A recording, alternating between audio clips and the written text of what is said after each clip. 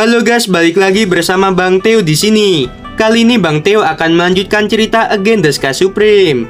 Buat kalian yang penasaran, langsung saja ya simak video kali ini.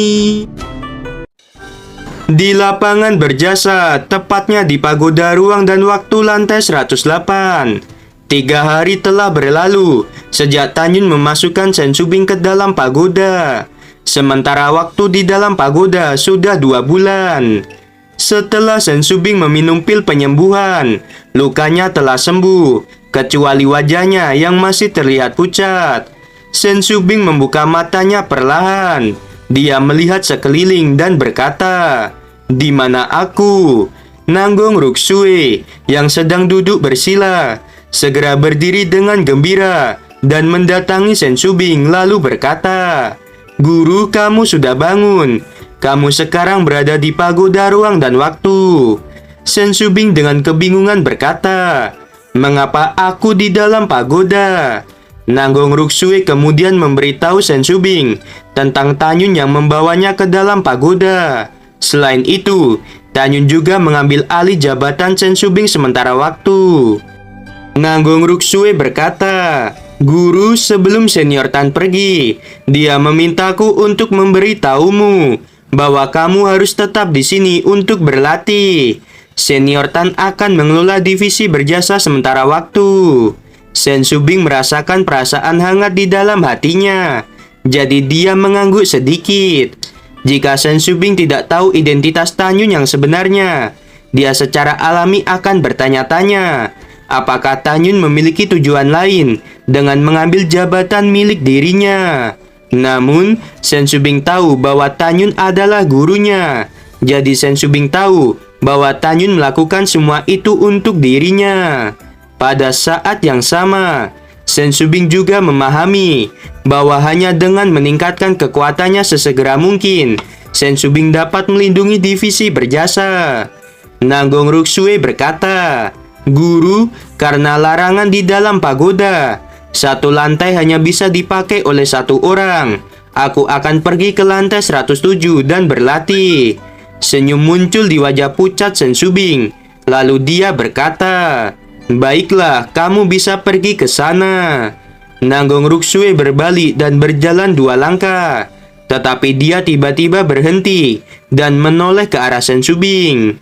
Sensubing bertanya, "Ruksue, ada apa?"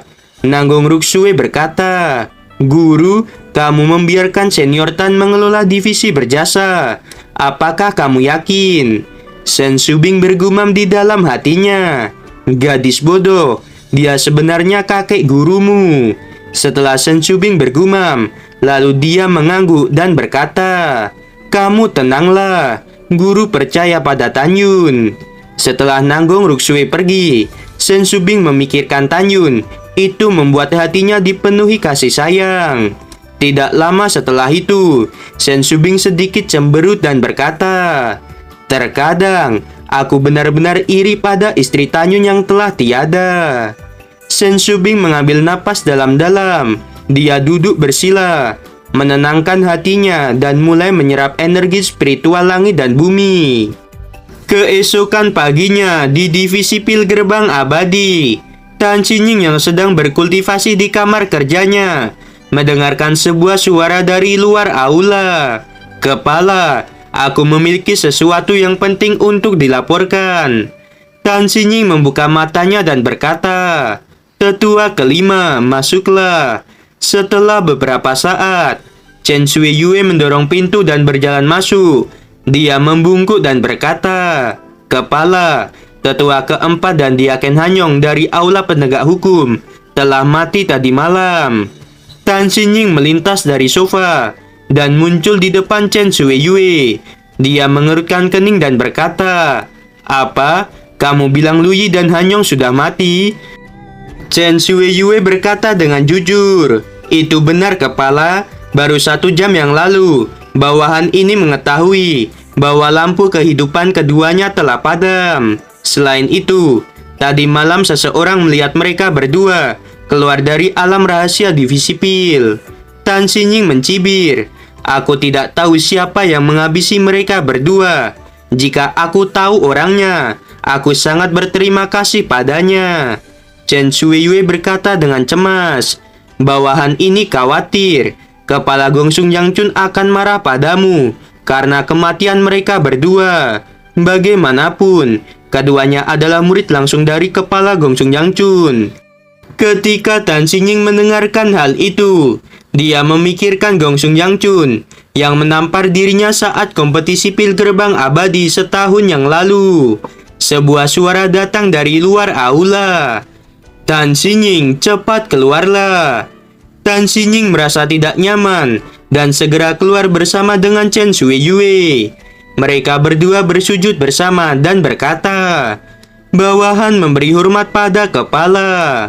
Pada saat ini, wajah keriput Gongsun Yangchun penuh dengan kesedihan. Tubuhnya gemetar dan berkata, "Cari tahu siapa orang yang telah menghabisi Luyi dan Hanyong sesegera mungkin. Jika kamu tidak dapat menemukannya, kamu tidak pantas menjadi kepala divisi pil gerbang abadi." Begitu selesai berbicara, Gongsun Yangchun naik ke langit dan berkata sampai semua orang divisi pil gerbang abadi mendengar. "Semua murid dan tetua divisi pil gerbang abadi, aku Gongsun Yangchun.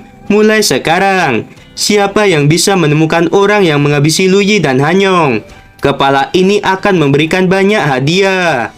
Mendengarkan hal itu, para tetua dan murid bersujud. Pada saat yang sama, di atas gerbang alam rahasia divisi berjasa, Yo Ying yang berada di atas langit tiba-tiba menjadi sangat kaget dan berkata, "Bagaimana mungkin Tanyun belum mati?" Pada saat ini, Yo Ying melihat Tanyun dan Huang Fuyu di atas Prauro. Mereka berdua saling berbicara sambil tertawa. Tanyun sengaja memperlambat kecepatan terbang Prauro. Dia juga sengaja berbicara sambil tertawa untuk menarik perhatian Yo Ying. Tanyun telah mengetahui dari anak buah Yo Ying bahwa dirinya sedang bersembunyi di atas gerbang alam rahasia divisi berjasa. Pada saat ini, Yo Ying memasukkan kesadaran spiritualnya ke dalam cincin Qiang Kun. Dia menemukan bahwa token identitas dari 9 bawahannya telah rusak. Yo Ying menjadi gelisah dan berkata, "Bagaimana ini bisa terjadi? Dari 9 orang, 8 dari mereka berada di alam jiwa ilahi tingkat ketiga, dan 1 orang berada di alam jiwa ilahi tingkat kelima. Apa yang sebenarnya terjadi pada mereka?" Yo Ying melepaskan kesadaran spiritualnya sejauh ribuan mil. Dia mengetahui bahwa hanya ada Tanyun dan Huang Fuyu yang berada di tempat ini. Yo Ying segera memutuskan untuk menghabisi Tanyun. Yo Ying yang masih memakai jimat tembus pandang langsung melesat ke arah Tanyun. Karena kecepatannya yang sangat cepat, awan di sekitar menjadi terguncang. Tanyun melihat awan yang melengkung ke bawah. Itu artinya ada seseorang yang tidak terlihat sedang melesat menuju ke arahnya. Tiba-tiba, cahaya pedang hitam pekat sepanjang 300 kaki dengan kekuatan penghancur yang kuat melesat ke arah Tanyun dan Huang Fuyu. Tanyun terkejut. Dia meraih tangan kanan Huang Fuyu dan melesat menggunakan langkah Dewa Hongmeng. Tanyun berkata, "Kera tua, tangkap dia hidup-hidup." Tanyun tahu bahwa dia bisa menahan kekuatan cahaya pedang milik orang yang berada di alam jiwa ilahi tingkat ke-7. Tetapi Huang Fuyu tidak bisa menahannya. Huang Fuyu adalah orang yang dititipkan oleh kepala sekte untuk dijaga oleh Tanyun. Karena itu, Tanyun tidak akan membiarkan Huang Fuyu terluka. Sebuah raungan terdengar dan seberkas cahaya ungu hitam muncul dari lengan Tanyun. Tiba-tiba, kera iblis merubah ukurannya menjadi 300 kaki. Dia mengangkat tongkat hitam dengan tangan kanannya.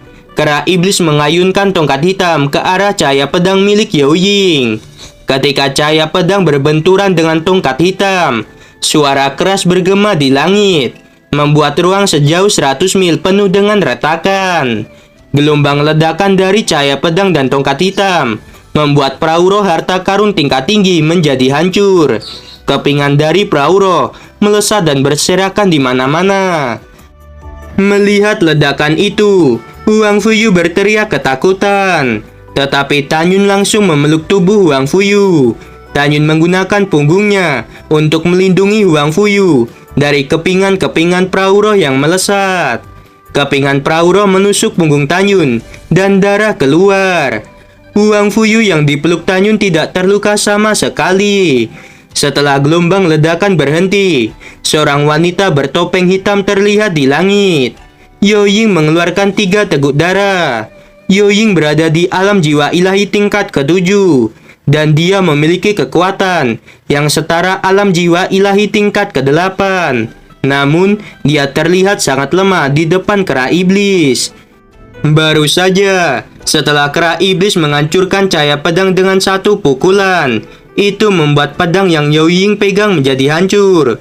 Potongan-potongan pedang miliknya menembus tubuhnya. Itu membuat Yo Ying merasakan sakit dan dia jatuh dari langit. Setelah jatuh ke tanah, Yo Ying terbaring dan tidak dapat bergerak dan tubuhnya dipenuhi dengan darah. Setelah menyingkirkan tongkat hitam, kera iblis tiba-tiba menyusut, berubah menjadi seukuran orang biasa.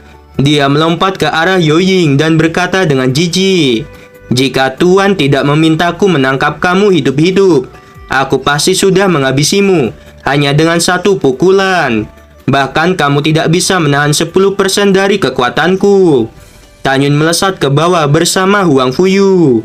Huang Fuyu yang dalam pelukan Tanyun, dia mencium bau tubuh Tanyun. Jantungnya berdetak lebih kencang. Rasa malu memenuhi dirinya dan pipinya menjadi memerah. Huang Fuyu buru-buru melepaskan pelukan Tanyun, dan saat dia melihat Tanyun, wajahnya langsung pucat. Huang Fuyu tampak khawatir dan berkata, "Saudara Tan, ada apa denganmu? Apakah kamu terluka parah?" Huang Fuyu memikirkan adegan ketika Tanyun memeluk dirinya untuk melindungi dari gelombang ledakan. Dia buru-buru berjalan ke belakang Tanyun.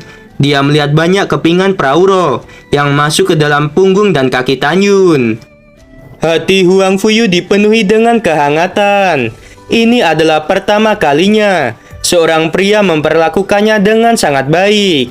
Huang Fuyu menangis dan berkata, "Saudara Tan, apakah itu sakit?" Tanyun berkata, "Saudara Huang Fu, mengapa kamu menangis? Aku baik-baik saja." Tiba-tiba, tubuh Tanyun bergetar, dan kepingan perahu roh di punggungnya terbang keluar dari tubuhnya. Huang Fuyu berkata, "Saudara Tan, apakah kamu baik-baik saja?" Tanyun berkata, "Saudara Huang Fu, aku baik-baik saja. Ayo pergi, lihat wanita sialan yang menyakiti kepala berjasa." Tanyun berkata, "Kera tua, cepat masuk ke dalam kantong binatang. Jangan sampai ada yang melihatmu." Mendengarkan perintah Tanyun, kera iblis berubah menjadi seberkas cahaya dan masuk ke dalam kantong binatang. Tanyun membungkuk saat dia mengangkat topeng milik Yo Ying. Tubuhnya bergetar karena kaget. Huang Fuyu yang berada di belakang Tanyun bertanya, "Saudara Tan, ada apa?" Tanyun menunjuk ke arah wajah Yo Ying dan berkata, "Saudara Huang Fu, apakah kamu melihat bahwa dia seperti kepala berjasa?" Huang Fuyu mengerutkan kening dan berkata, "Saudara Tan, wajah dia mirip dengan kepala berjasa. Jika dia kembaran dari kepala berjasa, mengapa dia mendengarkan perintah Fang Changhai untuk menghabisi kepala berjasa?" Tanyun berkata, "Aku tidak pernah mendengar bahwa kepala berjasa memiliki saudara perempuan. Selain itu, ada banyak orang yang sangat mirip di dunia ini." Gimana teman-teman episode kali ini? Semakin seru bukan? Buat kalian nih ya yang masih penasaran sama kelanjutannya, langsung saja ya subrek channel Bang Teo ini. Terima kasih.